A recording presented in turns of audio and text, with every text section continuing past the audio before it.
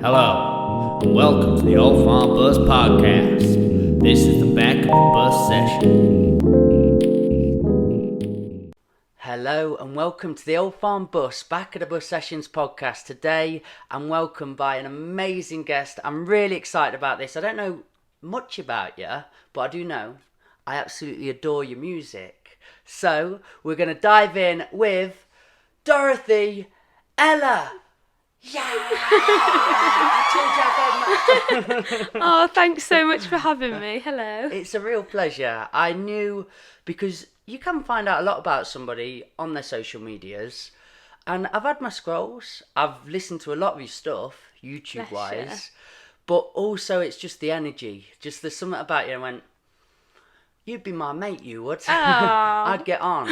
So I really appreciate you coming today. Oh, thanks so much. This is so groovy. This is such a cool thing that you do. Well, already we've organised a gig that you're coming to do. Oh, yes. We're having a disco night, everybody, so look out for that. Bring your roller skates. Yeah, oh man, I really would love that. My partner's a roller derby player.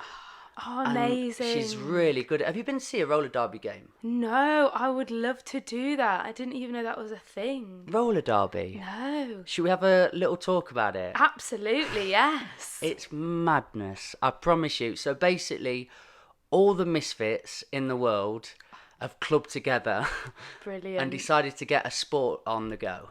And, you see blue hair, people of all genders, all ages, all everything, and they're in this one room and they've all got skates on. Oh my God. This is your dream, isn't it? It is. I think I'm already fitting in. Yeah. And I went in to this room, I sat down, and they're in sort of like an oval shape, like an egg. And then they've got 6 blockers on each team, and then 1 jammer. Okay, you feeling? Okay. You're in? Yeah, I'm more about like the disco, so we've gone down a sport route that you're going to have to explain to me a bit more. It's correct. Yeah, I'll explain it. It's mental, So and when you jam. watch it, you'll love it. So we've got 2 jammers, 6 blockers on each team. Okay. Now, these jammers have to go through or past the blockers. Okay. And the jammer that gets through first is in the lead. And then they can go around as much as they want until they call it off. Okay. This is about as much as I understand and Okay. as far depth as I can go in. But my first ever time seeing it, I had the rules sort of shouted at me. It was a complete mess. Turned on, sat there sitting down, the whistle blows. It was carnage.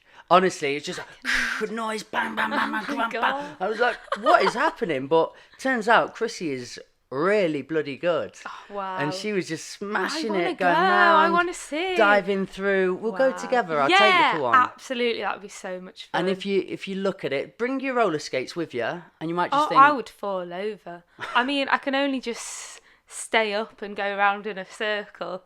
I'm lucky if I do that, but I love it. a lot of people during lockdown did get into roller skating. Yeah, that was it a was huge like thing. a thing. It was Why? like, I think it was a TikTok trend, you know. Really? But I'm not. I did TikTok for like a week, and I thought, you know what, this has taken up my whole life. I need to stop. Like, What were you doing the for moment that you week? get scrolling. Well, I did like little like acoustic videos of myself singing and writing little clips of songs, because when I write, I seem to only write like a sentence, and then I'm like, yes, I'm going to post this song, but it's not a song yet. So I was kind of doing things like that, like just editing the videos, which was really fun, and then just spending far too many hours just scrolling through videos. They hook you. They're very good at it. So I had to stop. Have you watched The Social Dilemma? Yes, and that's part of the reason I was like, I'm not addicted. I'm not. So I was so in 3 a.m. denial. Help me. Yeah. Just dribbling. Yeah, that was a powerful documentary, wasn't it? That was really well put together. I wasn't so sure on the production when the little acting bits were in there. I just didn't vibe it. I quite liked it. Did you? I don't know. It built up something for you. I like the documentary-esque style of it. I just didn't get the really Americanized actor roles. It's quite cheesy. Yeah. But like, I'm all about the cheese sometimes. Oh my God. You can't keep using that device. Mom, I'm fine. Actually, yeah, it was quite comical if you think about it. And sometimes you can just allow satire in and just have a laugh with it. Whereas I get very serious when I'm like, this is documentary time. Yeah, to be fair, it's quite a serious subject and everything, but you can kind of see it. Obviously, you kind of know what they were going for. But like in a household, you know, when like the kids are sat there like this. Yeah, yeah. And Well, anywhere, where was I the other day? I was filming. Oh, that was it. I was at Cluck Cluck Bang that's just opened up. It's already opened up in Billy Bootleggers, which is now changing its name. And the Golden Fleece in Nottingham, so near where the Maze used to be, and is opened up a franchise there. And I was there to film, so get a promo video. cool. And I went upstairs and there was awesome music on, all the chicken wings and everything's going well. But it was bloody hard to get a good shot because everyone was just on their phones. Yeah. I literally had to shout up and go, guys, get off your phones a minute. I need to get a little quick video of it. Yeah, that's another thing as well. Going to see live music. Like, I can really see it in like generations. So I went, well, a weird story actually, but I ended up at a Beyonce concert. But anyway, so I was there and literally you can see just... No one's watching the actual stage. They're watching their phone. I'm like, you might as well have just stayed at home and watched it on someone's Instagram story. Because how much is that ticket? 60 Like, it was quid? like 90 quid. 90, wow. Well, I actually ended up sneaking in at the end because my sister went. And then they opened up the gates at the end because I was there to pick her up. Amazing. And I was like, okay then. I like went literally just for the last song, but it was brilliant. That's amazing. Was she any good? You saw that song? Oh yeah, empowered. Felt empowered. She's a special figure, isn't she? Yeah, she practices on a treadmill. Singing? Like all of her songs, yeah. That's cool. Well, so I've heard. What, so don't she really can know work her. on her breath and so on? Yeah, while like, she's- I mean, if you imagine how much she's dancing and doing all of that, and then you listen to how clear her voice is. Like, if you jump up and down and try and sing a singular note, it's going to go, not when you're Beyonce. Wow, to train it to that point Yeah. is incredible. And I suppose in her concert, she's always moving about and dancing as well. So to add in that element of exercise for practice makes a lot of sense. Oh, absolutely. Fitness is a sport. Well, it definitely is. We'll Fitness say that. is a sport. What's your favourite sport? yeah. Fitness. I love it. But no, vocals, like singing, is an absolute sport. Like you have to train your voice so much, and like I just admire vocalists that have like ultimate control over their voice. It's a great segue because you do have a lovely voice. Oh, bless you. You Thank really do. you. It's stunning. Thanks so much. And I think you said something that I was going to say in a podcast. You have control over their voice. Well, that's not something that came naturally to me actually. So when I first started singing, I can be quite loud. Don't know if you've noticed that. Not yet. We're working on that peak, remember? Yeah. So when I first started singing, like I say properly, when I kind of was finding my voice, when I was a little bit older, so like maybe like 16 or so, when I got a band together and stuff like that, I just had this like absolutely powerful voice, and I just stay like really, really loud all the time. And someone described it to me as like having a really powerful motorbike and just having it on full power all the time, and just you're going around. It's really cool, and it's like really powerful, and everyone can admire it, but it's a bit too much, and you like slow down at some point, you know. So like that's something I've really, really worked on, especially actually through lockdown and singing in my bedroom a lot more. So I've got to be a bit more quiet. And I suppose when you really do go for it, if you can quieten, then it makes that more impactful when you do hammer it home. Absolutely, like dynamics are like amazing for music to engage an audience as well.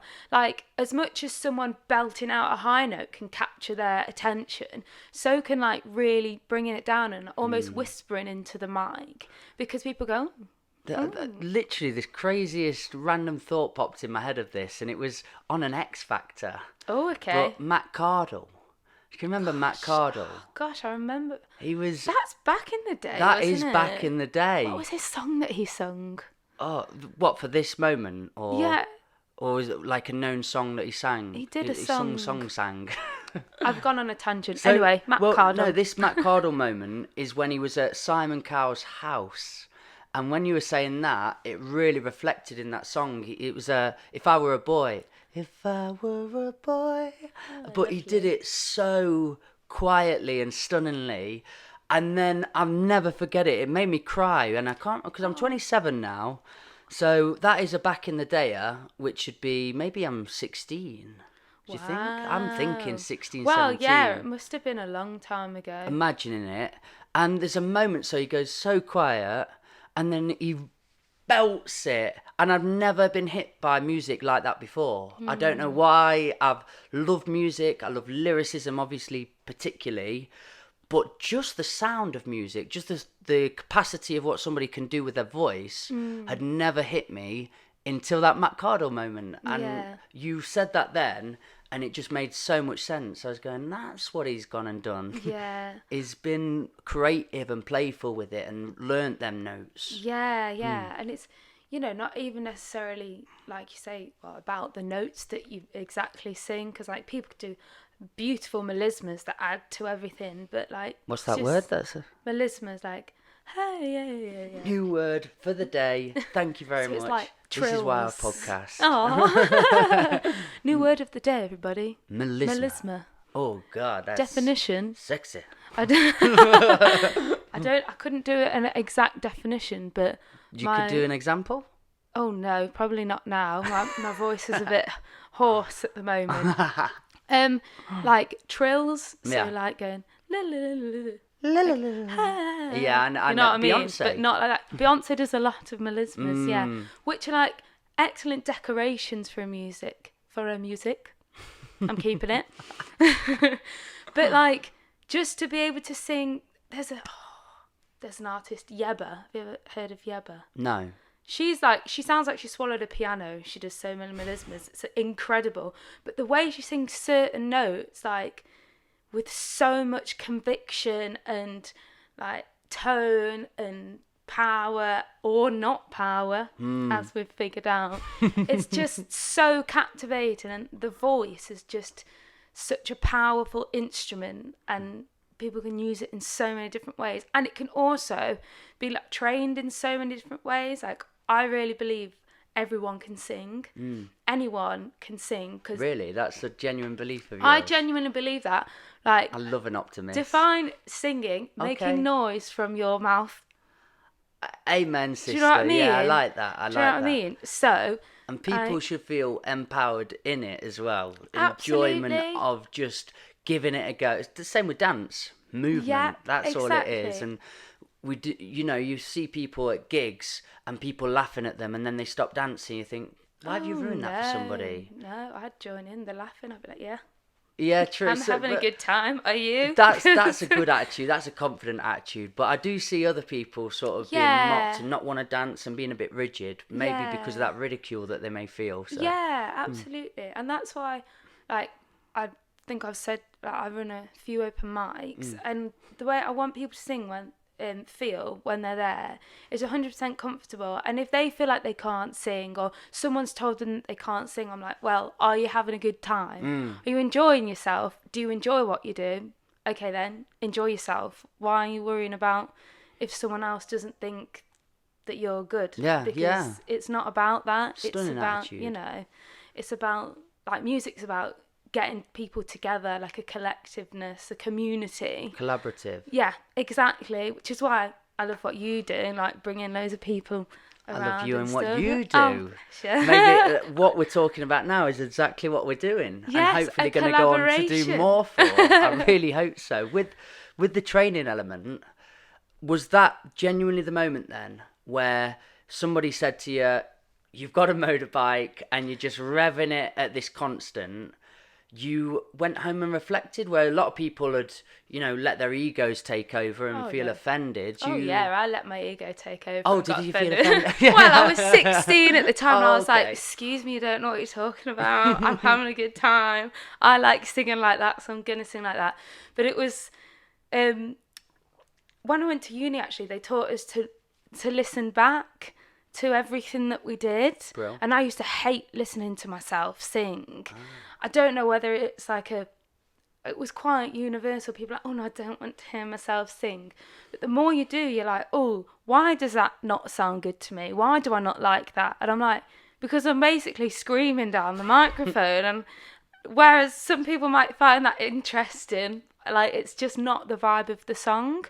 So it's taken a lot of years, even just practice and rehearsal, gigging and learning how to use a microphone, learning to use the space, what kind of songs to sing in that space, like the kind of people that are there and stuff like that, just judging that.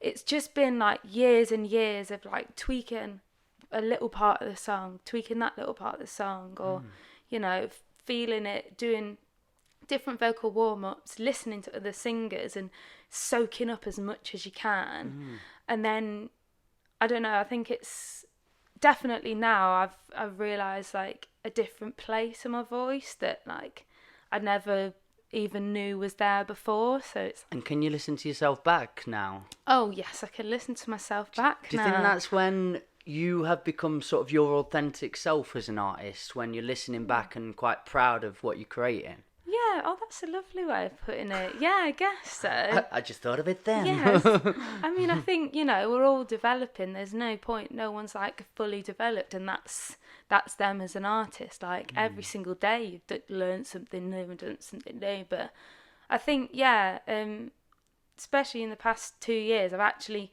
got to a point where I'm like, no, I'm actually proud of what I've done, which is so important for people to do. Like, I know a lot of artists, we can be very troubled people and like lack a lot of confidence in ourselves, but actually to do something and go, no, I've done a good job there, and then that kind of boosts you to create even more, meet even more people and do more art. I think I really resonated with what you said then, because I can feel the times where I didn't want to hear myself back is when I knew it wasn't me. And yes. particularly with spoken word, so I could usually hear my spoken word back when I got filmed, and it's just a cappella, and I can feel it when I'm giving the words the justice that they carry. But then I went, and I never got into music until 21, 22. Wow. There's a story there. I'm sure we'll get into it at some point. Maybe not even on here. You're my mate now. I can tell you it. Yes. Don't need to bore these poor people about me. Oh.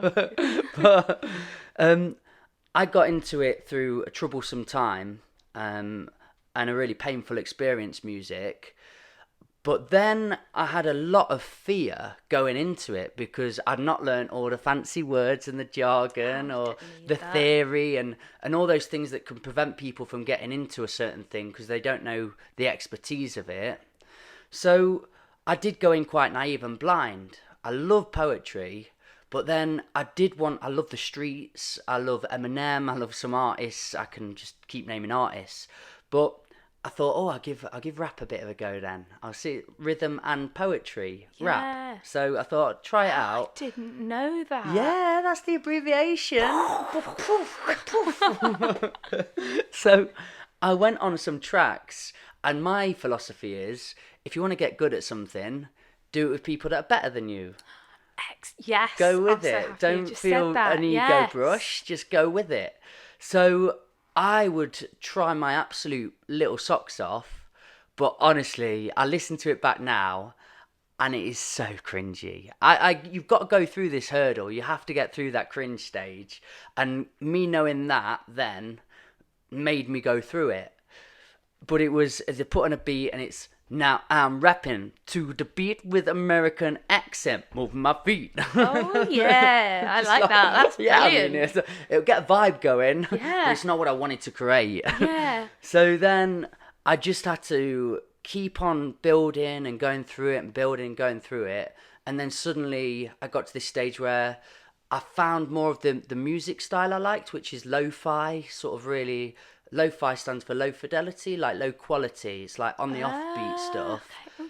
Learning so many things today, aren't we? Us two, Yeah. we are on a mission. Yeah. And then I realised in the offbeat music, I could just talk. It more gave of a vibe, allowance. yeah. And I could actually do my poetry with it. And it was more of a dance, and I could just talk and not have to condense myself into syllables and so on. Yeah. So I really enjoyed that. Yeah. But it had to be a journey. And I think the problem a lot of young artists face is they see something at the top and they just want to get from A to B as fast as possible without the really important steps in but between. It's not there. Like, you never reach that because you're aiming for that goal, and then something you discover about yourself sends you on a whole different path. Like, it's like you say, it's a journey. Yeah. And it really, it's finding you as well. Because you can have inspiration, you can have people you look up to, but you have to find, and you said it perfectly, your sound, your style.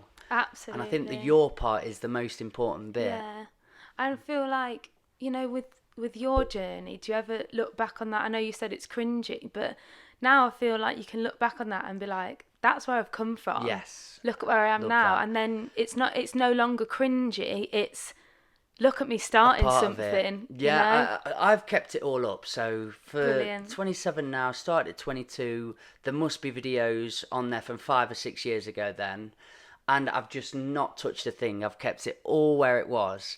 But I've had loads of mates, and we've had debates or discussions where they've had that massive journey and then created an album and got rid of everything they've ever done, just deleted the whole catalogue. No. And I thought, I get it, it's nuanced, it's what you want to be as an artist, but for me as an artist, I'd prefer mini Mikeys out there that are getting into music or so, and mini us, looking at the real self, real what we've done. For me, for example, podcasting, I love Joe Rogan podcast. I've always sort of dipped in and out of it throughout my journey, and I can actually still to this day go back to his first ever episode, which is 10 years ago more, and see what he did. And it was so low quality, but that gives you the drive and belief.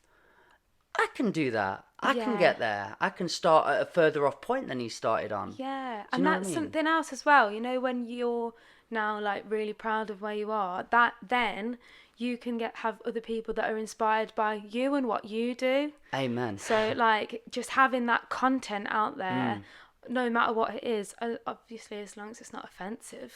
Yeah, But- yeah. You can look back at like, it and go, this really doesn't represent Sign me. off the times, Yeah. some things. Not that I have anything like that, but What about then with your content? Have you just kept it all there pretty much?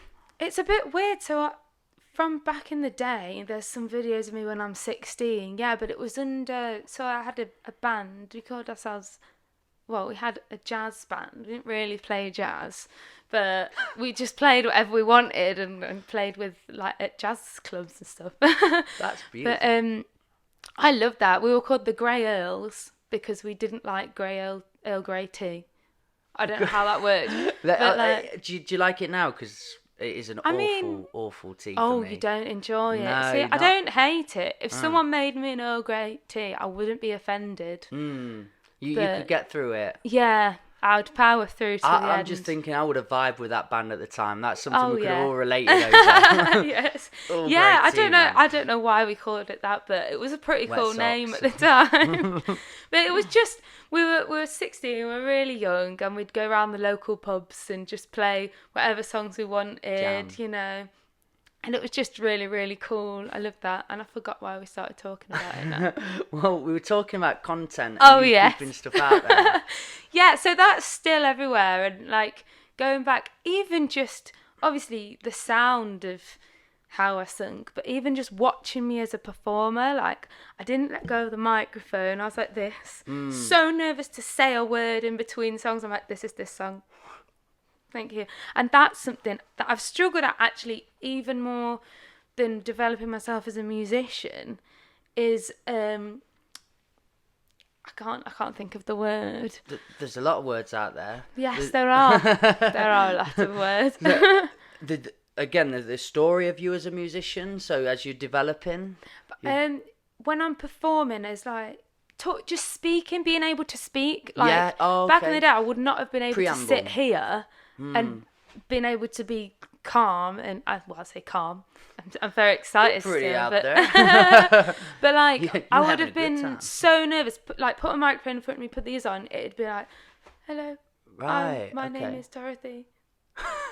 And like just been I so can't picture nervous and shy, but like that kind of comes with developing as a person. So me doing music and being on stage and talking to people over the microphone and hosting open mics as well, because you Yeah. need to be able to keep everyone engaged, because you want people to stay at your place and have a party with you.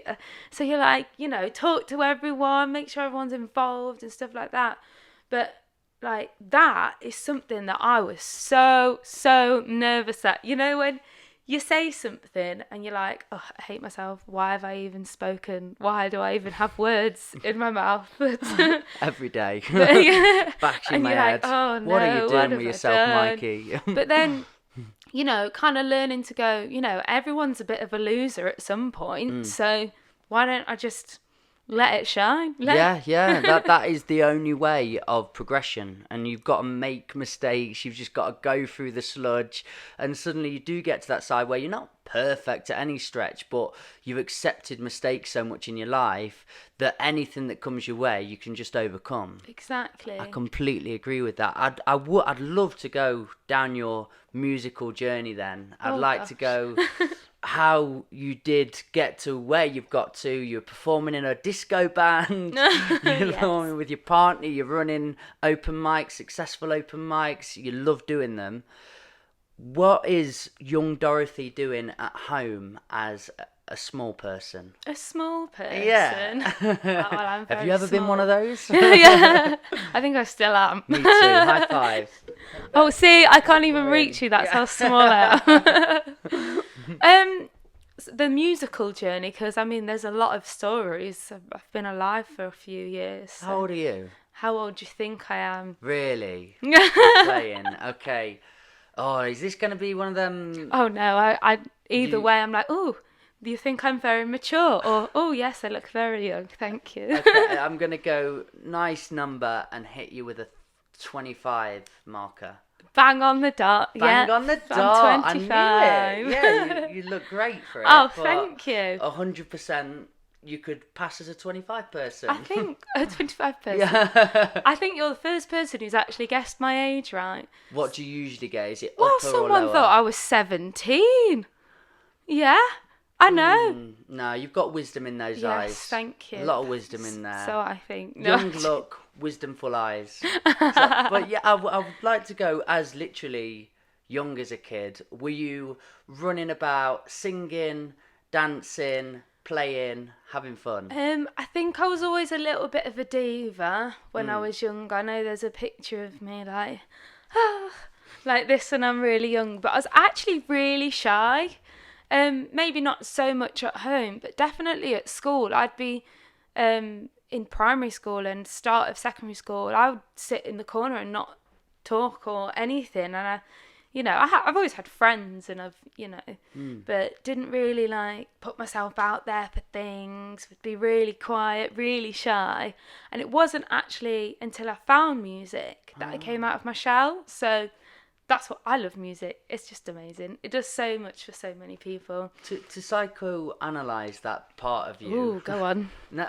Why did you begin out shy? I don't know. I don't know. I guess it's different for everyone. But when you're young, you're so unsure of life. You don't know how people are going to react to you. Scared of being made fun of. Were your family quite quiet people? Maybe introverted or anything like that? No, not really. I'd say I was shy. I was more shy in new situations, at school and things like that. But once people got to know me, I was still, whoa. sort of, gosh, Where was this whirlwind come yeah, from? I wish you'd pipe down now, Yeah. pretty much. But no, not really. I don't know what it was. I guess, It's just a part of you, Yeah. I suppose. Yeah, I mean, that characteristics, there's things that are built from experiences, but also I think there are just genetical programming Yeah. that is a part of your psyche and soul. And if it's something that later down the line it prevents you, it's for you to just overcome and work out them coping Absolutely. mechanisms. Yeah. And you felt that was just a part of who you were. So you found music. Was this Yeah. in school? Was this a mentor? Yeah, it was in school. So I did my first solo when I was 10 years old in front of a whole church. Once in Royal David City it was, one whole verse of it. And I still remember to this day standing there and when you're nervous, but like you're like really nervous and your whole body's like sweating and you're like, this is the scariest thing I've ever done.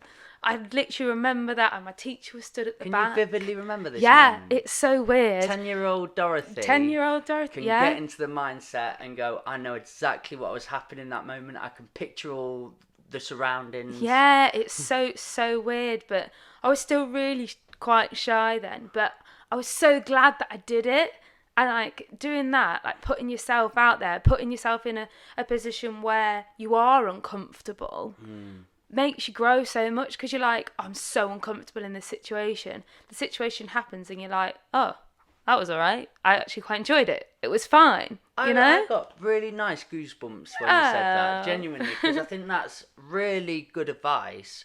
And even to myself now, I have tried to avoid things and avert things that may have been high-pressured situations. And just having... it's natural though, isn't it? But to have somebody that gets it and puts themselves in them uncomfortable situations, going, no, this is good, this is what you should be doing, this is how you grow, really helps. It really does. I mean, it's still a struggle. Like, I try and go for things. If someone asks me to do something, I'm like, oh no, that's a bit scary. But in my back of my mind, I'm like, that would be really cool. Yeah. You still just do it and go for it, because you don't know until you've done it. I mean, I'll still spend like the few weeks leading up to it worrying about it and going, oh my God, I'm so scared right now. But then once I've done it, I'm like, yeah, now what next? What else can I conquer? That's absolutely stunning. I can put in an example. So for me, I go and give talks in schools and so on. Amazing. And for that, because I can really practice and get in the mindset of it, I can usually just operate with it, and it comes to me at that time, and I channel and it just works. But there's some things that I'm really good at in my car on my own. But as soon as I'm in front of anybody, there's just no getting over it. And I think it's this mental blockage and barrier I've put there. The example is my mate Muzzy Foley, and he's quite known in rap now because he keeps going on Good Morning Britain and stuff, doing debates. Oh, brilliant. He's an amazing guy, but one of his sort of really cool skills is that he can freestyle perfectly, so well. It's just that blows my mind. When people can do that, dude, it's such a skill. We did a workshop the other day down here, so we get all the kids from the community come down, 11 till 18. It's funded by the police. That's amazing. Oh, so lucky. And he come down to do his workshop, which was brilliant. But the best bit for me, and I've watched it about 100 times, is when he got everybody's name, just met them, all on the list, had the register, and then did a freestyle rap register with everybody's name in it. Brilliant. I think I heard you speaking about this on one of your other podcasts. Oh, I spoke about this too much now. He's only been here last Monday. Okay, maybe not. Maybe I don't know how I did that, but it was absolutely stunningly good. And then there were really exotic names as well. They weren't sort of normal Ben, Tom, Mikey. It was Z and Theo and so on, but he smashed it. Finding rhyming words like that. Oh, gosh. And just still telling a story that makes sense. Yeah. But then he got me on stage. Incredible. And I put on lo-fi or some form of beat when I'm in the car, and I'll just go. I'll get for half an hour in, and I've done what I think is a great freestyle, but I just couldn't do it. I wasn't awful. But he went around and asked for words that are hard to rhyme. So I got like orange. Oh, no. And yeah, as you can imagine, a a dodgy list from all the kids. Yeah. But I felt that thing you felt when you were 10 in that church. I had the sweat on, I was shaking, and that never really happens to me, so... But that's brilliant because you still did it. I did as and well. then now, the next time that it comes about, you'll feel that slightly bit more comfortable in that situation because you in your car, you're zen. No one's looking at you. Flow state. You're in like, I love being in the car and singing because it's like a little bubble. Yeah. So you're just like, just going along. And, you know, like things come out of you that you're like, oh, that's good. I should sing that, you know, I should do that bit of my rapping in that. And then you get in the situation, you're like, this isn't my car. Where's my bubble gone? Yeah. Everyone's in my bubble. Pop in my bubble. Yeah. It's an undestructible bubble. That's what you need. Yeah, absolutely. Undestructible bubble. You're just in your car at all them points. Yeah. Ooh. So it's like putting yourself in that situation. So a lot of people get stage fright and you know, stage anxiety and stuff like that. It's getting yourself into that state that you are in your car. People do it in different ways, like taking deep breaths or like closing their eyes when they sing or, you know, just feeling the vibe. For me, if I'm singing the right song, if I'm in the right like vibe of the music and I've got it, like music just takes you there. That's true. Yeah. Like, it's when your brain starts overthinking, which, I mean, I feel like everyone's a victim of, overthinking. When you start overthinking it, it then becomes that you can't do it as well. Whereas if you're just in the present moment and you're just there, there's no stopping you. Is that sort of a discovery of yours from quite a young age then? When you had that moment, did you go, right, I need to work on this? I don't know, because I did that when I was, and it's always happened, you know, when you kind of progress to the next school, or like this next stage in your life. So that was primary school. Then you went to high school, and then you then become, what is it? So at primary school, when I got to that stage, I was top of the year, like I say top of the year, the oldest of the school at the time, because the oldest of the school at the time. Oh yeah. You know, like the year 6. I'm bad at explaining myself right now.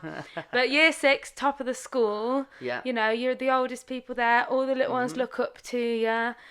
You're climbing through your the ladders. solo. You're like, just conquered that. Yeah, brilliant. You're then a really big fish in a small pond. I get you. Yeah. And then you get thrown into the most ginormous pond ever, and then you become this small fish again. Yeah.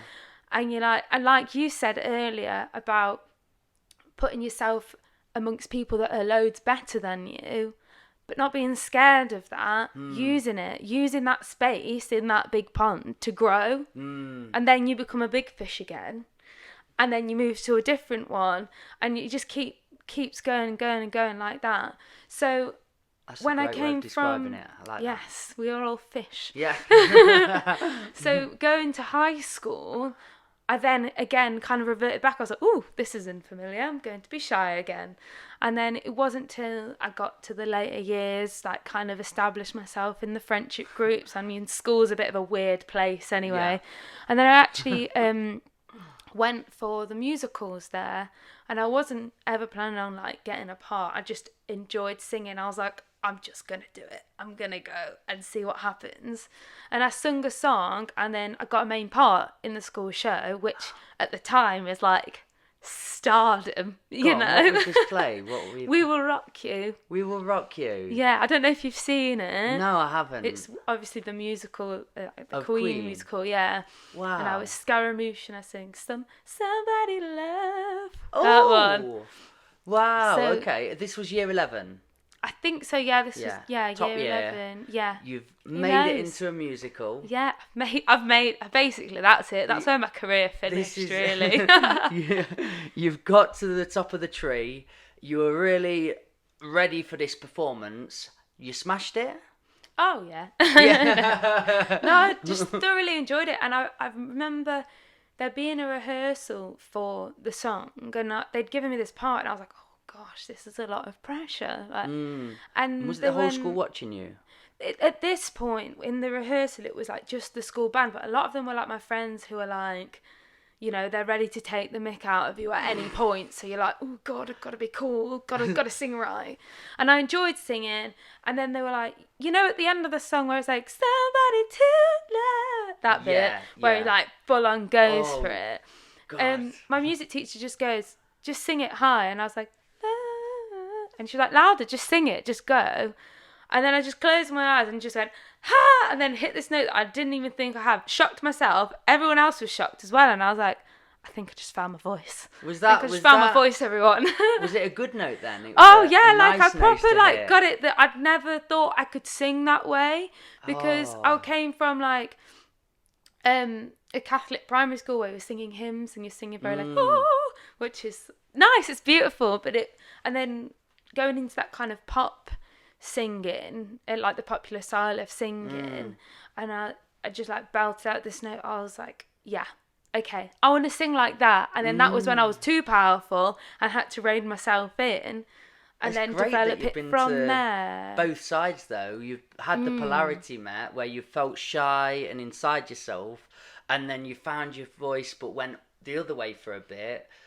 That's probably got you to the perfect point, hasn't it? That's where you found your balance, by trying the both out. Yeah, absolutely. It's a, I don't know, it's a journey, isn't it? Like we say, we're all over the place. My favourite word of the day. A journey. It's all life, just a journey. Enjoy it, not the destination.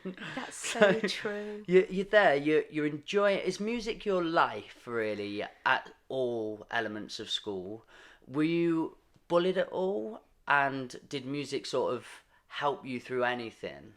I wasn't bullied. I was very lucky with the friendship group that I had at school. Like I think I've been very lucky in my upbringing anyway. But I think music has always helped me through, you know, when you go through a breakup or something, really? And you're like, you know, you go through your Adele stage of crying to Adele. But it really helps, the writing especially. Okay. Whenever I'm upset with someone, that's how I used to write. Anytime I was angry, I was like, I'm so angry right now. I'm going to write a song about it. And it was really great to kind of put that into words, because sometimes when I've been growing up especially, I don't really understand myself. I don't understand the situation, why someone's been like that to me, and why am I so angry with them. And then writing a song about it, I'm like, okay, I'm not as angry about it anymore. And then like, no matter how like horrible someone's been or rude someone's been to me, I can then go, okay, you're probably going through something as well. So turned you into an empath. You know.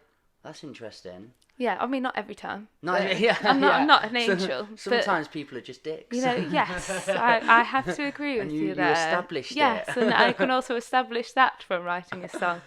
But yeah, having that, I think it's so important for anyone to have a release, whether that's like sport, art, music, whatever it is. And for me, it is music. Even if I've had a bad day, I'll come home and I'll sing a song, and then I'll be like, okay, I'm better now. You know. What a great tool to have the access to as well.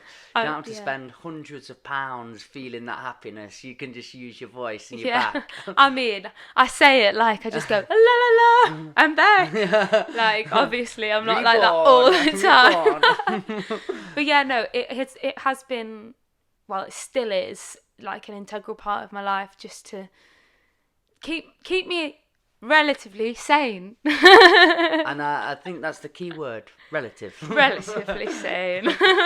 I'd love to get into that side then, because it's something I've seen of you mainly is cover songs, and good choices of cover songs. I really enjoy. That's my vibe. Some soul in there. Oh yeah. Again, a bit of the pop culture, but really good choices. But you do like writing your own lyrics. Is there much content out there with your originals on? Because I'm not seeing a mad amount. So Spotify is this? Yeah, I do have some stuff on Spotify. I've been watching you on YouTube. Oh, there you go. There is some original stuff on YouTube, but that's something that I've got a band that I've written with and developed my kind of original style with them. And I do perform with them, and I've got loads of recordings of things, and it was actually my plan to get all that content out there, because I was doing live shows and people kind of knew my stuff live. Yeah. But I never really had it online, and I've held back because of COVID, and I want to do a live show to release it and have a party. You can't not have a party when something's released.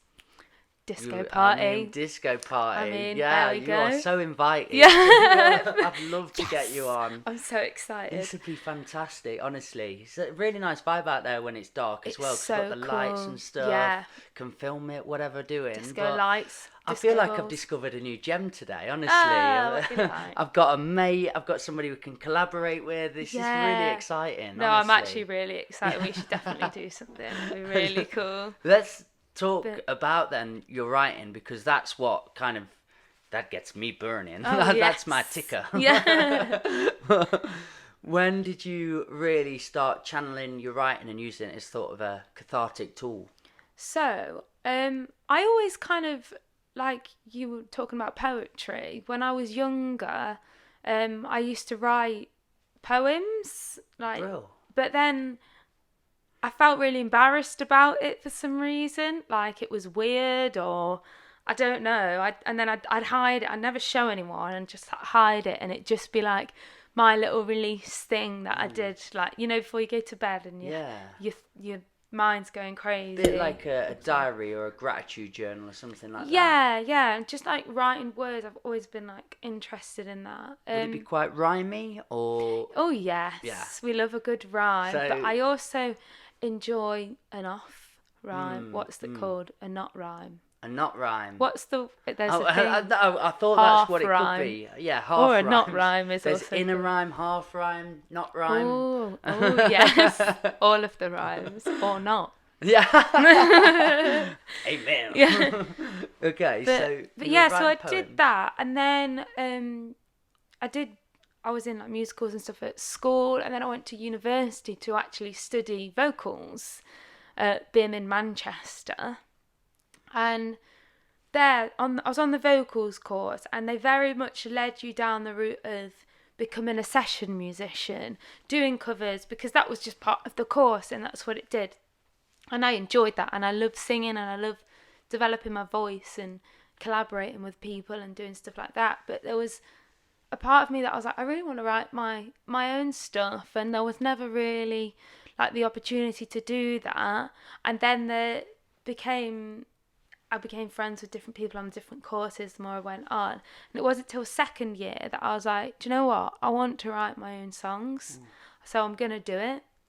And I'm going to just do it. I had a friend, and he played guitar, and we just wrote a song together. And I was like, why don't we just audition it for the end of term gig that they always had? I was like, I won't get on these people that are on the songwriting course, been writing songs for years and years and years. But I just really enjoyed what I did, and just went for it. And then we got on the end of term gig. So the first time I ever performed my original stuff, when I literally had like one song that was finished that I'd actually written, was at Gorilla in Manchester, which was insane. Obviously it was part of the uni thing, but yeah, that was amazing. And then from there I was like, okay, if I can do that, let's start writing some songs. Let's do it. I'm just getting a buzz. I love hearing people's journeys into it, and I can tell as you're talking, you really enjoy it. You absolutely feel it inside of you. You've got to, haven't you? I love this pursuit I'm on. Yeah, you've got to, and that's what I always say to people. If they're like, oh, I don't know if I want to do that, I'm like, okay, when you're there, do you enjoy it? Do it then. Life's it can too be short. That simple. It really Life's can. too short. I think people get confused with their egos a lot of the time. They let them. Ego doesn't just mean thinking greatly of yourself. It just means having a self in a certain way. So thinking negatively anyway. And there's too many people that get stuck in that loop of what if. Yeah, but what if you don't? Like, what if not? Just do it. Just do it. You'll never know until you really have to know who you are, know what your true self is. If it is performing, if it is whatever it is, you've got to try it. You have to. Because then if you don't like it and it makes you really upset, you go, okay, that's not for me. I'll go and jump on a pogo stick. Yeah, see honestly, if that works. this is hit a nerve at the minute because there are so many good friends that I've got, and because they see you doing your thing, they come to you on the side because they're masculine and strong, and they're going, I like what you're doing, but I don't, I do like this thing. I just think I'll be called gay or whatever if I do it. And I'm like, dude, is that really all that's bothering you? Just, if you're bothered about them people or you're worried about them, they shouldn't be in your life. Absolutely not. It really is and that simple. 9 times out of 10, the people that are going to be taking the mick out of you and calling you those names are like 10 times more insecure than you anyway. Yeah. And they're doing it as a deflection, which isn't okay. It isn't okay, but they're obviously, going through their own stuff. So you go, almost feel sorry for them. Okay, yeah. Yeah. Call me those names. I'm going to change I'll my circle. own that. Yeah. Mate. Yeah. So what was your song? Like, what were you writing about? Was it a sad song? It was a breakup song. It was actually the first song that I released, but it was on Spotify. But then I can't work technology, and somehow it came off. So I'm hoping to like re-record it and re-release. How did it vanish? I think I might have cancelled my subscription to something. I get you. Yeah. So I don't know how, but I did. Honestly, big companies will take you down in a second as soon as you're not paying. Yeah, I know. Well, I didn't even know I was paying. So for this, putting on the podcast, I use Spreaker. And okay. Honestly, the second money didn't come out my account one day, it was a threat and a threat and a threat. I was like, all right, I'll give you £7. Yeah, exactly. We'll be fine. But are you quite metaphorical in how you write and your lyrics, or do you sort of say it as it is? Mike Skinner style. I don't know.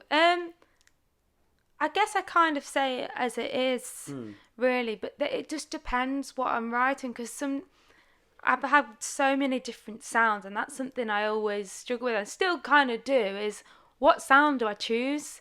Because I'm like, being at university and doing music, it's very much like your music is a product that you're selling to an audience. So like in the business of music, it is, and you are part of that product. So you've got to be on brand, you've got, everything has to align with what you're going for, all of your morals, everything that you're about, that has to align. And with me, I started writing, and some of my songs were like heavy rock, really emotional, like all of this, and then half of it was like funky disco stuff, and then some of it's like really acoustic, emotional things, and I still like, I'm a bit all over the place. But then I also look at artists like Prince. Like, you listen to some of his and you don't even think it's the same person, because it's so all over the place. I'm like, well, maybe that's just me then. I think this is a really great part of the conversation now, because the best way that this comes out is in poetry and poetry nights. And I've been to hundreds, if not at least 1,000, I think, because when I first got into it, I am a tenacious mofo and I go every night, and sometimes twice in one night, and I'd get to every poetry event. That's amazing. And it was brilliant. Then it got to a bit of a pursuit of, I just wanted to make it as a poet. So maybe my ugly side nature came out, and I just wanted to be everywhere to be seen. I've got to the nice side of my nature again, where I just love art. But me and my other poet friend have both agreed upon, we don't like poetry nights a lot of the time. Oh, wow. No, I love music nights. I love poetry in an essence. But the conversation that ensued was, the thing with a lot of poetry nights, or some poetry nights, or poetry places we've been to, it becomes so inclusive to the artist that it excludes everybody else, because it's just so either self-indulgent, or the imagery that they're creating, only those can recognise who's wrote it. It doesn't really have any meaning to me, but I can usually try and grasp and find and understand and see part of their story or journey, but it just feels so far removed from me. Or I just think that's what art is. It's what do you perceive, what do you understand from it. Yeah. And there's a lot where it can be 10 minutes of just this me story, them writing, where you're like, yeah, I've not taken away anything from that, and I think that is actually a conversation I've had many times with many poets where they've said, yeah, I stopped liking the nights because it felt either too self-indulgent, or they can do very avant-garde style, you know, where it becomes a bit snooty and condescending. What, you don't get it? Yeah. You and get that in music as well and sometimes, it's yeah. too much crazy imagery that means absolutely nothing. And then you Yeah. go, well, now I'm really outside of it, so I feel really excluded again. So I think what you said then is I try and tell it a bit as it is. I try and keep, you said it is that it's a business. I'm trying to sell the product. Yeah. And that's what I try and do when I write now. I'm like, yes, this means something to me, but who else is on board when I say it? Is there another way I can write it where more people can come on board with me Yeah. and tell the same thing? At the end of the day, artwork, and I mean, it can be anything you want it to be, but for me, music, poetry, it's words, it's communication. You're going and communicating with someone. When I stand up and sing in front of an audience, I'm not just there singing to myself. Yeah. Well, sometimes I am because they don't listen. But, but you know, at the end of the day, I'm performing to them. We're communicating. We're in this room together. It's it is a two-way thing. That is. And when you're saying your poetry, you want them to understand you. You want them to, be on board with you. So I've never really been to a poetry night, if I'm honest. So I can imagine what you mean. Yeah. It's integral and vital advice for people. Is yes, write it for your own healing. Right, if it is just purely for your healing, maybe keep it as that either self and friends sort of thing. When you go into a night, which is entertainment in essence, with people there, audiences, tickets paid, and so on, I'd really consider writing for that in mind as well. I think that's really great advice, and I like that part of the conversation. I think it depends what event it is. Yeah. So if people have read your poetry, seen you online, and they've gone, I want to go and see something like that, and I relate to it. It's like with music as well. Like some music, you just don't click with, you don't vibe with. You go and see it, and you're like, I can see that you're having a really great time, but I don't know how to dance to it. Or not necessarily that, but sometimes you just don't. And it's, finding your people as well, I think, and this comes is into it. A great segue. But the importance of open mics. And Love them. I performed loads of open mics, and sometimes you just got to accept your content didn't quite work, and that's fine. That's part of the entertainment industry. It happens in comedy, it happens in all forms of entertainment. It's not just you being, no, this is my poem, I'm going to be defiant, this is my truth, I'm just going to speak it. It's you going away and going, oh, that didn't reach as many people as I'd like it to, or that didn't quite hit the spot. What can I do about it? Not even necessarily what can I do about it in a sense of changing who you are or what you decide to write. It's finding those people that do align with what you've got. Yeah. Because I think that's something that I struggle with, performance wise. Everyone's done a gig, maybe everyone, where you've sung and no one listens to you, and no one, literally no one even looks up. But it's just part of it. It's, you've just not been put in the right place. But then you can go to somewhere else and everyone's focused on you, and that's all they want to listen to. And that's the thing about finding where you fit in, finding the people that do want to buy your products. But I hate saying it like that, because it's so when it's yourself, you're putting yourself on the line there. But it's finding the people that do vibe with Connect. you. Your vibe will attract your tribe. I like that. That should be a song. It's going somewhere. It's not a song. It can be, though. There you go, right. Is this another happening between me and you? I knew we were going to collab more than I thought. Okay, and did it sort of mature as you got older, your lyricism? Was it still all kind of heartbreak songs and writing about that sort of content, or have you found other elements of your life to write about? Yeah, I think I mean, I always write about how I'm feeling in the moment, or I don't know, I've done little projects where I've written for other people as well, and I've really enjoyed that. Ghostwriter. Yeah, well, sort of. Like, someone came to me. I thought she was asking me to write a song for me to sing. I got it completely wrong, but anyway. So it was one of my friends, Paige. She's amazing. She did this charity album. Is that a second name? Paige is amazing. Yes. Paige is In amazing. fact, Paige is amazing. There you go. Look her up. She did an album of all like Midlands artists, of all of their songs collaborating, like 2 CDs of it, and raised loads of money for a charity. And she wanted one song at the end to kind of do it like Band-Aid, where everyone sung a line, you know. And what is that Band-Aid song that I'm thinking with George Michael in and feed the world? Oh, we're not quite at Christmas though, are we? Are we not allowed to sing that? I don't know, are we? Oh. We've got fairy lights up, that's halfway there. We break all the rules on this podcast. That's my one rule. We break them all. We've got the headphones and everything. Yeah. But yeah, she messaged me saying, can you help me write this song? And I thought she meant, and it was about the open mics, because they were running open mics and stuff like that. She's like, I want a song to sing about an open mic. So I just wrote this song thinking, you know, I'm writing a song about an open mic. And she's like, oh no, this is for everyone to sing. And I was like, oh, okay then. But like, it was just a very like community thing, and it was just really nice to have a theme in mind and write.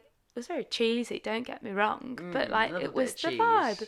And like how cheesy? Are we talking on a cheddar sort of level, or are we going kind of real? I don't know. I think it was quite mild. It was quite brie. Brie. Yeah. There's not enough taste in brie for me. Oh, not enough taste for me in brie.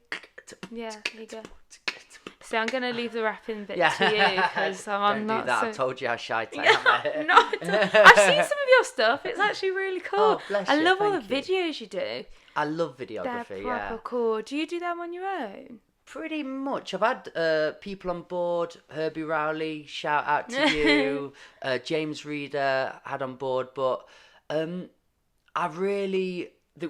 got kicked out of my schools. I got asked to leave eventually. I was very naughty, but the one never nasty, only naughty. But the one lesson that they let me stick in was media studies, because you could sort of be up there, move around. Yeah. But again, I was never sort of told I was any good at it or had any sort of emotional support in it. So I just put it to a side one time.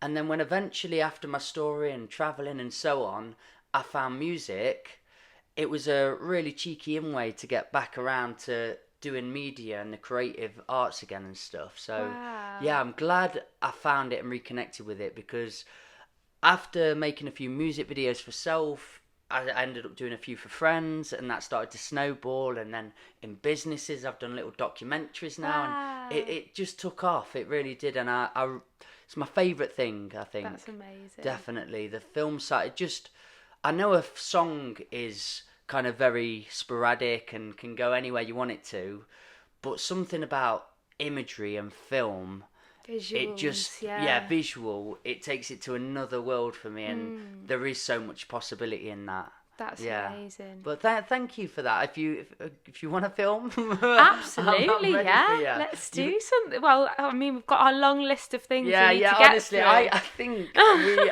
by the end of this, we're gonna have a podcast together. We're gonna have so many possible films and song ideas and gigs. Yeah. It's just, are we best friends? Yeah. Did we just become best friends? So, with your songwriting then, would you say you are good at it, in an essence? Is that something of a skill you can go, you know what, I've got a nice way of telling a story?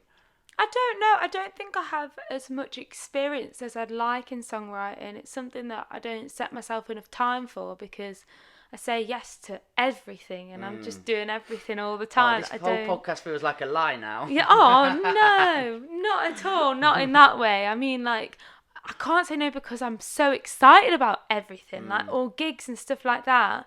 So like, when I get offered them, or like you know, a whole weekend's full of gigs, I'm like, yes, this is the best thing.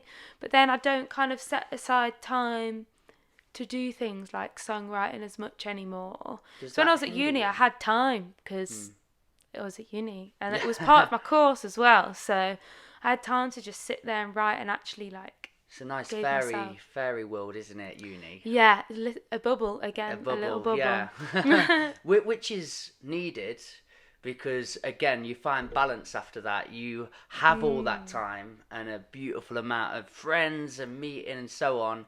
Then you get into the hard world where you have to go 100 mile an hour at that. And then you find that fine tune again where you go, oh no, them elements in uni were really important. Let's pluck them back and introduce them into my world. Oh, that's brilliant. Yeah. Yeah, absolutely. But going back to what you said about if I'm good at songwriting, I don't know if you could say like that you're good at it. Like if you like what I do, then that's brilliant, and I enjoy it. Who's a great songwriter in your eyes? Oh gosh, that's a good question. Songwriter, and then I can base it off of your songwriting. Oh, my songwriting. I can't. I'm out. I can't. So obviously, a lot of people would go to Bob Dylan as a great songwriter. Myself, obviously, I'd go to Mike Skinner because do you know many of the street songs? It's like Dry Your Eyes, Mate. Oh, I yeah. know it's hard for you. Okay, let's go for that song in particular. Whew, what a song! But you're there with him in that song, and it's so powerful. I went through a breakup and it hit me a ton of bricks. I was down for months, and I remember the second I put that song on, it was the most polar experience I'd had, because I was dying inside, but it was so healing at the same time. And to speak to so many people on a level, that's the inclusivity we're talking about. To be able to reach and talk to that many people, that's what makes him such an incredible artist for me. He said it as it was. He put you in that moment. He told you how he was feeling, so you could reflect and feel with him. Absolutely. Oh, I love that. Yeah. But it was just so real. There was no crazy over the top metaphor or imagery or message that was hard to receive. It was just, I'll say a swear word, but it's when he said, I'm not just going to fucking leave it all now, and doubled up on it. Yeah. It punches you. Yeah. And you go, oh, he's got me. Yeah. Sometimes, like, with swearing in a song, sometimes it's nice if it's just like in that one little section where it like proper means, and it really means something. Because sometimes you can have people, I mean, I'm not taking it away, like that's really cool as well what they do, but like they're swearing every other sentence, and it's like, you know, that's their vibe with the song, and I'm like, yeah, go for it. Then if you just have like that when you're not expecting it, especially, and you're like, ooh, oh yeah, okay, that, yeah. Honestly, if we spoke about that all night, I could dissect it and say, what about that moment, or what about here, and we went there. But that for me is one of the perfect songs that you can sort of equate to how I like to write. Is that I want to be clever with, I used to be very cliche and just say stuff. I'm thinking of a cliche moment now, but can you think of a cliche? Sort of, every cloud has a silver lining. Really obvious saying. That'd go in one of my poems. And I've learned from that now, taking it, thinking about what that means, and then doing it for me. What does it mean for me? And turn it into my writing. But again, that every cloud has a silver lining, people get it. So it's inclusive. Yeah. So I try and make my words on a par with that sort of feel. Does that make sense? I try and bring people in, keep the imagery, keep the message, but not lose them by somebody said at a poetry night recently, I quite like his words were sand, which was quite nice, that was good, but then it went further. He was purple inside, he moved like rainbow, and then it got too far. I was going, no, stop at the words were sand. That got me. The rest sort of just kept going. I went, ah. You started so high. But do you know what I mean? What about your lyrics then in that term? Are you I'm trying to think of my lyrics now. I'm just smashing on lyrics. Yeah. I love lyrics, man. Go. Well, I really like the way I write, or whether I have written, is like I'll come up with the tune or a melody, okay. and I won't actually write words. It will just be like quite like percussive, like and then try and say what I feel, and just say all the words that I feel, and write them all down. It's like even a if free it's write then. yeah, and it's like if you'd read it, you'd be like, whoa, what is this on the page? And then you choose out like random words that fit in it, and then reword it to fit with the melody. You nailed that it. I've You told me your got. writing process. There and you I go. love that. There you go. Is that the majority of the time? Is that how you go? Yeah. So I'm not really like a great guitarist or like chord instrumentalist. Like vocals I is know my what you mean. thing. Yeah. But I learned guitar to be able to sing in front of people, so I didn't have to rely on anyone. But I would love to just be able to be like skibidi bab bab and just play it. But like when I write with a guitarist who can actually play the guitar, like can proper play, yeah. I go, right, this is what I want the guitar to sound like, and I'll sing it to their face. Yeah. And be like, make it sound groovy. And then like the people that I've worked with are just incredible. Right. So, and I've done things before where I'm not really that technical.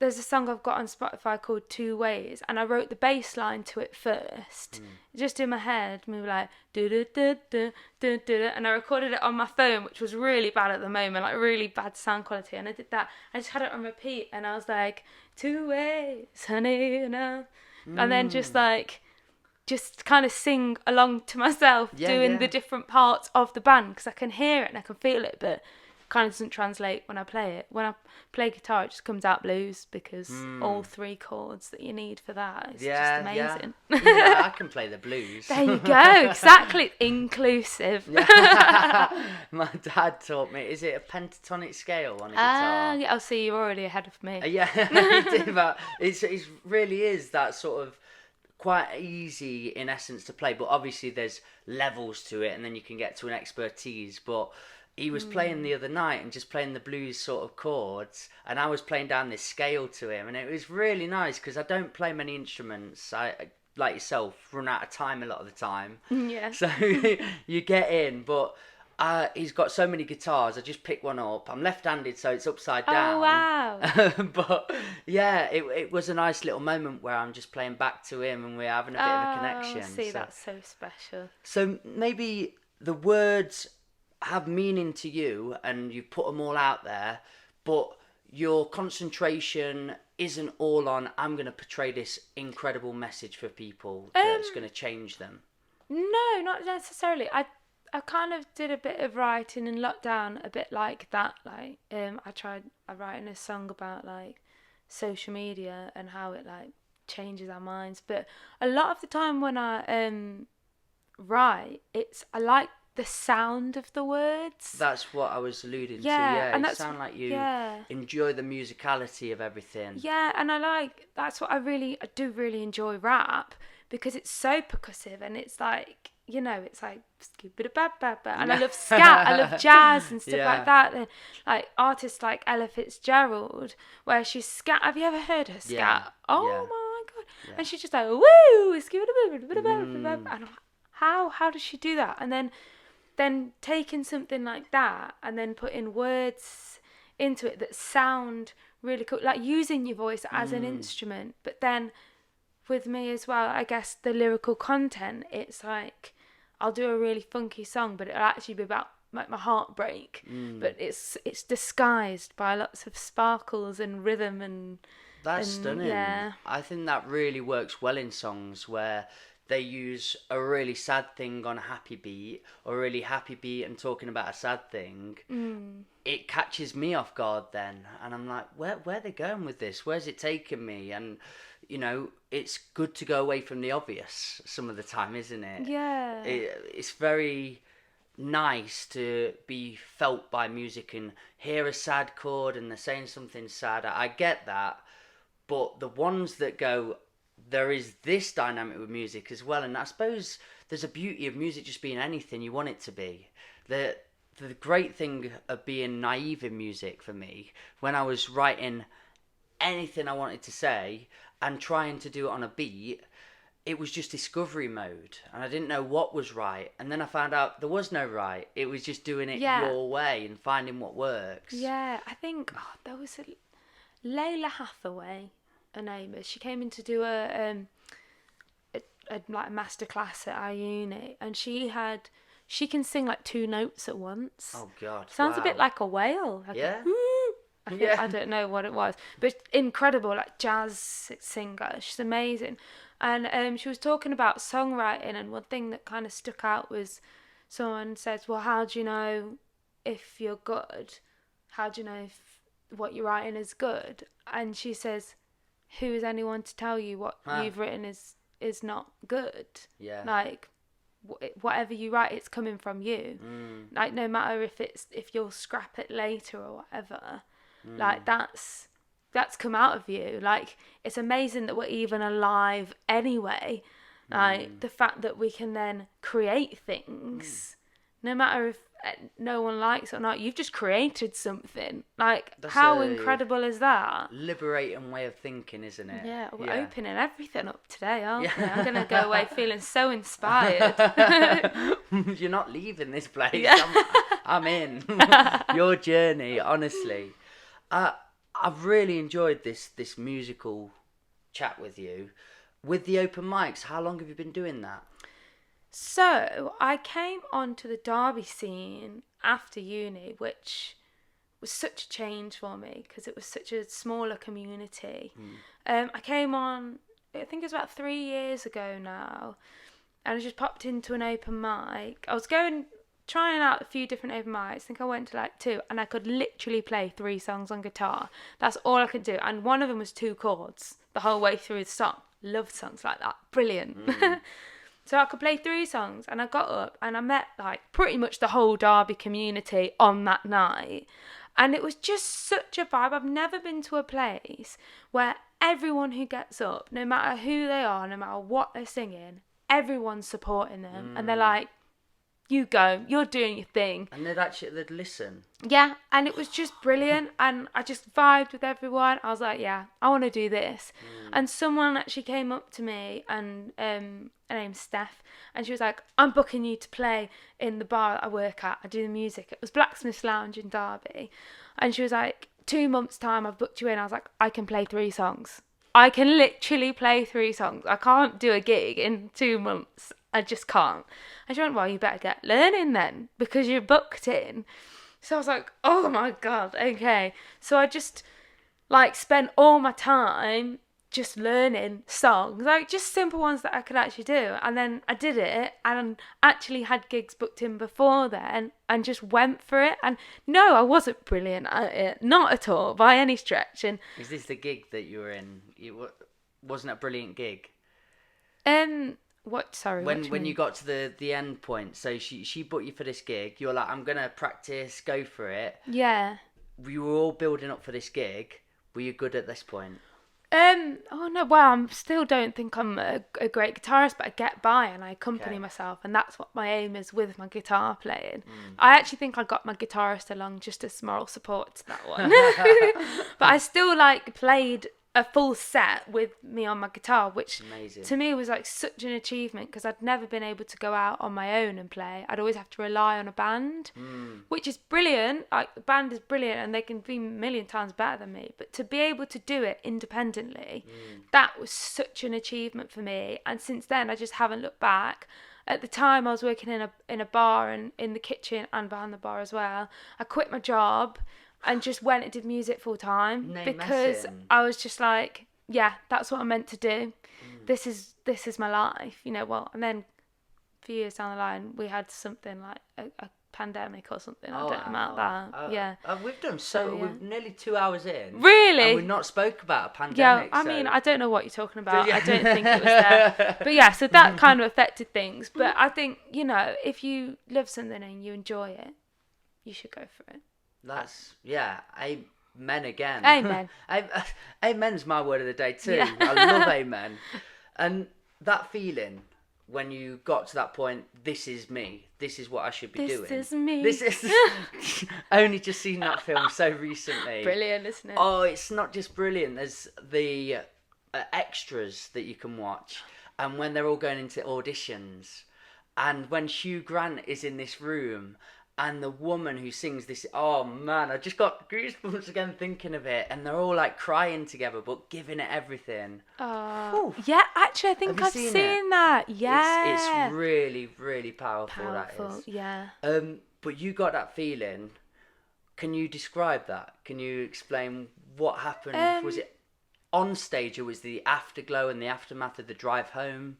I don't know, because I don't feel like I have moments of going, yeah, this is what I'm meant to be doing. But I don't think I'm ever like, yeah, this is me, because I'm always changing, I'm always developing. But like, I think that this is me has only just come in recently, like with the pandemic that we're not mentioning. Yeah. And not doing what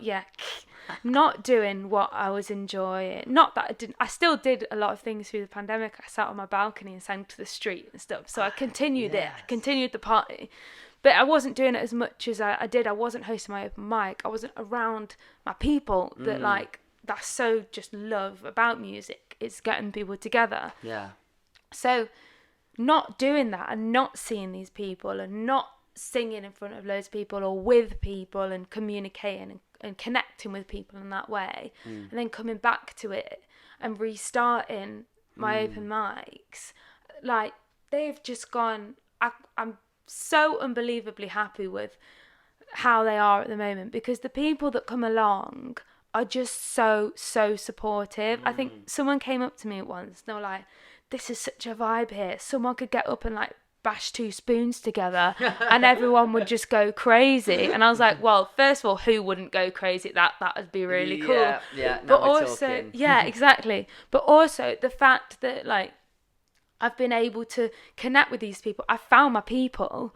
I've created my own vibe. I've literally created like my own party of the people that I want to be at my party. Obviously, they're the party, so they've created the vibe. But like the fact that I've found that, and I sometimes I sit there in my open mic. Yeah.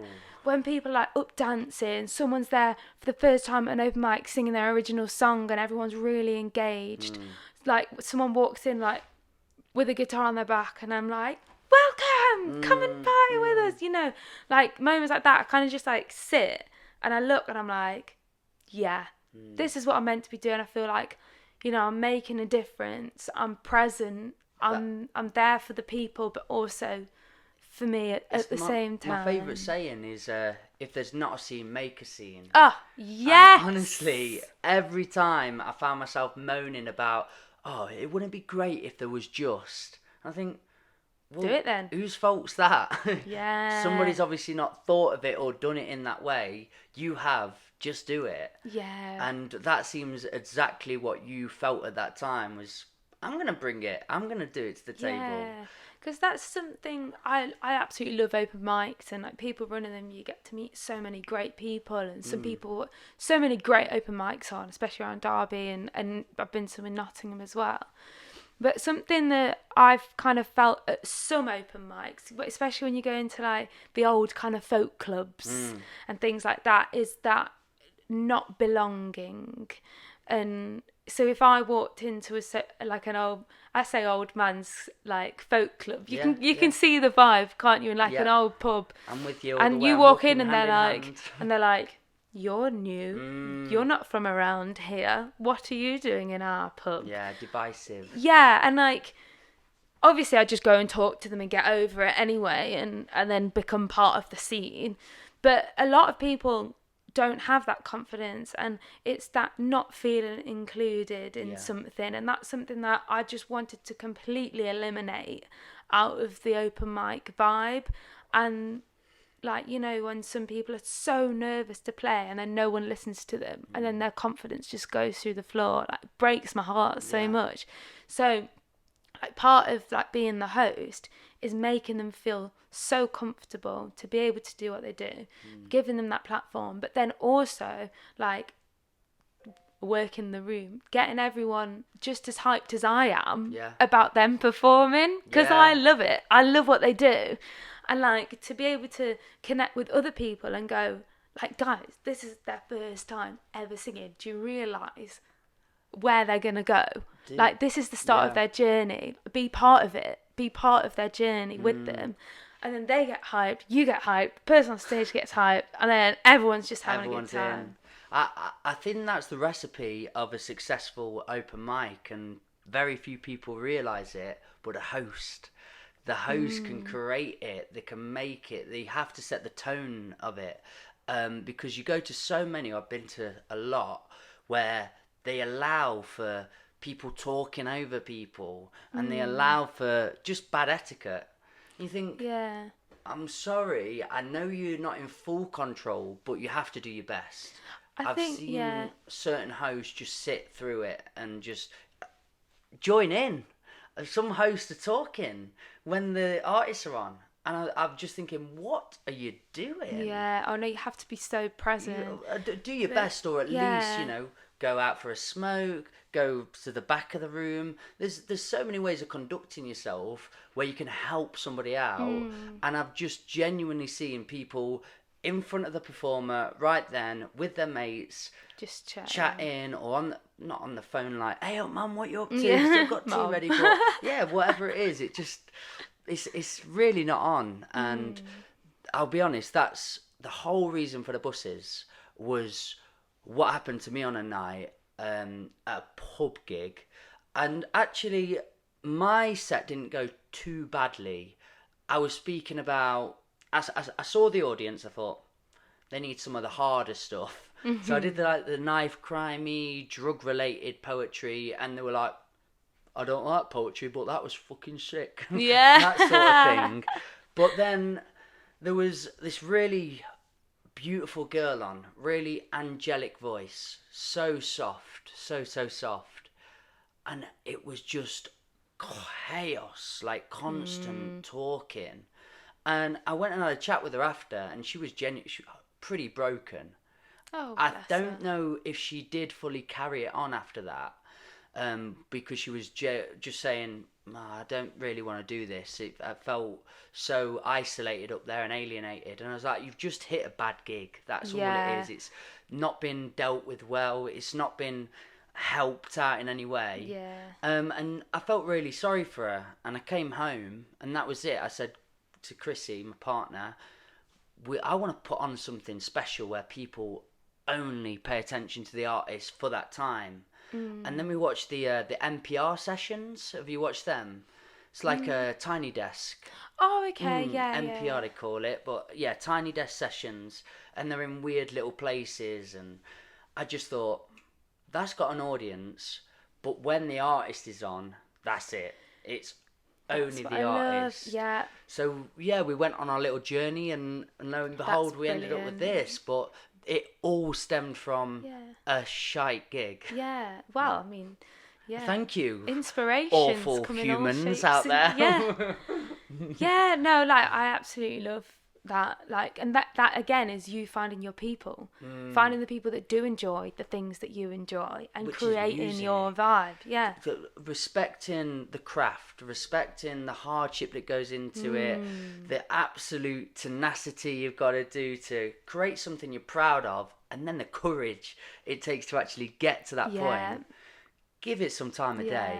Give it what it deserves. Absolutely. And I know, like, sometimes at open mic, some of the other ones that I run, they are in like old drinkers pubs, and I ran one a few weeks ago, and everyone was talking so loud, and I was like, shut up. But you can't say that as well as the host. You can't. That's another thing that I don't like, is the opposite end of the scale, where you go to a night to enjoy the night and everyone's going shh. Yeah, I get you. Shh. And I'm like, no, I've come to enjoy myself. I'm not being rude. Some people are being rude, but you know, it's finding that balance as the host to go, okay, like this is what we're here for, but it's just setting that precedent. I think it's, again, another great part of the conversation, because it's to do with the venue. You know, give a little bit of space where it's for the artists and people that want to listen to the artists, and they can go around and do that. And then for those people that have been caught up in that, there should be space for them to go and do their talking. You know, I've been to, say, a few places in Nottingham, and there is a corner for music. And then I've seen people that have obviously been caught there because they've met each other, they didn't know open mic nights on, and they're sat pretty much front and centre. And me as the host has gone, lads, really respect that we're in your night now, we've got in your way, but there is a place over there which is better. It's a nicer sitting arrangement. That's such a nice way of saying it. Go and sit over there if you don't mind, because here is for the music now. And I really do think it's hard if the venue's really small, enclosed. I totally get it, and there is nuance in this. There is people, they've had a hard day at work, they want to just unwind. Exactly. They don't want to be told to shush all the time. But if we're talking respect and we're talking thinking of the artistry, there must be places in that club that don't have to involve being front and centre. Yeah, and it's like you say, manage someone to manage that as well, and to kind of really understand the room of people. You have to be very aware, don't you? You have to be very conscious, and it is hard because then I've seen it unfold where it's turned into a dispute and a horrible back and forth. You're telling me to leave? Yes, actually, I am. I've witnessed it and I've been there, and I'm not saying it's easy, but there are some people that conduct incredible nights just because they know what it takes, they know what it needs, so they make sure that happens and ensues. And are you one of those then? I've not been to your night yet. Well, I don't know. You better come down and have a look. Okay. So where is it? It's at Bar Social in Derby every Tuesday. Every Tuesday, Bar Social. Absolutely, yeah. Awesome, and you get a good turnout, nice people. Oh, it's just honestly, I'm so grateful. Everything for you want. it. Yeah, it's just been amazing. I go home after those nights and I'm just buzzing, like I know the feeling. Yeah. Do you make sure you perform as well? Yeah. I perform, and what I love to do is as well, because I open the night to make people feel a bit more comfortable. You know, when like their first song, you're like, right, go, and they're like, oh my god. Yeah. So I open the night, and then later on, because I know quite a lot of people in the scene, I'll like jam with them, but then I also invite, like, so say someone new's there and they play cajon, I'll bring my con along and be like, okay, I know you play cajon, get up and play with us. Yeah. And like make it like an organised jam. Yeah, definitely. You know, so like just including as many people as possible, and then you get to like play with some really cool people as well. The best places to meet people sometimes, isn't it? Oh yeah, absolutely. You've just had a jam session, and then you look at each other and you go, holy shit, I didn't know that could happen. And then you go on this sort of journey of trying to find those moments and find those people. I did it in Nottingham. There's not the Nest Collective, they do raves.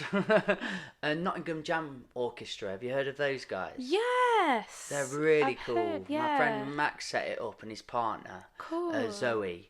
But then all the time, you don't know what you're going to get. That's it is cool. literally a full jam. They've got a bit of a set that they'll play, but then the rest of it's just inviting people up and up I and love up. that. Oh man, some of my favourite times on them stages. I love that. Oh man, you're very lucky. You're just moving to Nottingham then. Yes, just moved to Nottingham. Because? Don't really know any area of the area. It just kind of worked for me and my partner. Like, he was kind of based around Nottingham. I moved my job to Nottingham, and then we were like, let's move there. And then, because we both do a lot around Derby, he's got a band that are kind of Derby-ish based, and then I obviously do the open mics and a lot of things around the Derbyshire area. And then I was like, well, it'll be really cool to be near Nottingham too, because I've kind of had little tasters of it, and I really want to get involved with, I mean, even just doing things. I know we're not in Nottingham, as I found out today. To your surprise or your dismay. Yeah.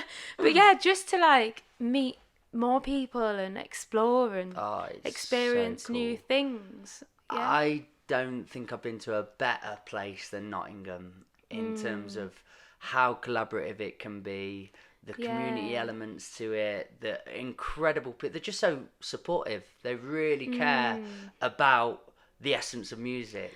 I feel like there's a really good scene for original music here, which is something that I want to do so much more of, because like I said before, I've got so much original content that I'm ready to release, and I'm like, you know, I'm so eager to start that journey, even though it's already kind of started, but like to do it properly and actually have a constant flow of content. I must say, I'm not as into it at the minute. I've just not been in the scene. I was there more 3 years ago, and it was while the Maze was open. Have you heard of the Maze in Nottingham? It was kind of the place, but it was at the other end of town, Mansfield Road, at the top of it. Oh yeah, okay. It's just shut down. Well, last year shut down. Probably more, actually. Thinking the timeline's gone now, hasn't it? Yeah. After this happening. Yes. I've lost all time. But it was 2 years ago. But it was a really wonderful collective of people that... you know, it's where Jake Bugg started out and so on. Amazing. He's had really big artists play in front of 15 people or something. Yeah. But everybody there had this just belief in you. You get there, and like you said, of your gigs, brand new person, timid, shy, shaking, gets in. Come on in, get a drink, sit down, let's go, let's have... Oh, I'll never forget it. That is a massive part of why I do what I do. And why I kept on going, because if it was for some of the other places I end up going to where I felt that person, bit left out, bit unsure, confused by the whole arrangement, I probably wouldn't have carried on, in honesty. But then as soon as I found that place, it was my go-to, and as soon as I felt uncomfortable in my own artistry, just took one more gig going back there, trying out something new, and you felt, yeah, like your little home, your little music home. Temple. Yeah. You need it, don't you? Safe space. Yeah. So come on, we can't keep going forevermore. I know. There's got to be some point where this I think we could. But what is coming up for you? Musically, creatively, life-wise, have you planned it out, or are you a flower? Oh no, a flower and a at goer? the moment I don't really know. Kind of stuck in a loop at the moment, but I'm really excited to be releasing some music. I need to do some announcements and stuff like that. But I'm gonna be record. This is my disco stuff, so I'm so excited to get this out. Disco. Oh yeah. Like Kevin and Perry, you mean?